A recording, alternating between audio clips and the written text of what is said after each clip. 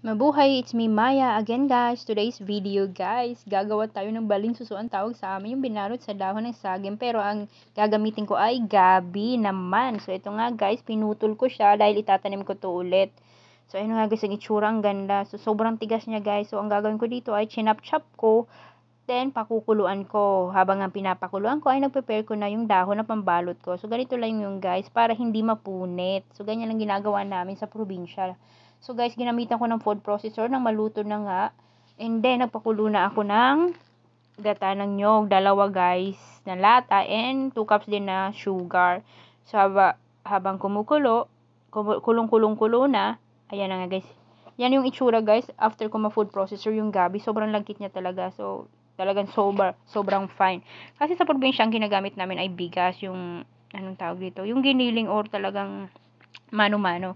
So, ayun nga guys, after niya, ma-incorporate at wala na yung gata at sipsipin na ng gabi, ayun na nga guys. So, nag-umpisa na ako na magbalot ng, anong tawag nga dito? Gabing binalot na gabi. So, ayan na nga guys, ang itsura. Tapos, sobra kasing sticky niya talaga, so nahirapan ako. So, bali guys, ang nagawan ko nito ay 20 pieces. So, after nito guys, balutin ko ay, nagpakulo na ako ng tubig. And then, i-steam ko siya guys. So, ang ganda guys, di ba? Oh, parang andali lang gawin, pero nahirapan talaga ako. Kaya yung iba ko, hindi ko na ipakita talaga.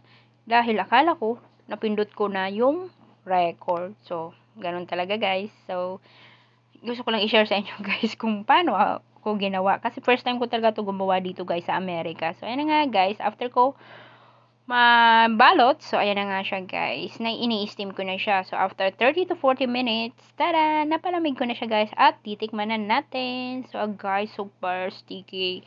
Tsaka pang breakfast namin to. So, ayan na nga. Sobrang sarap.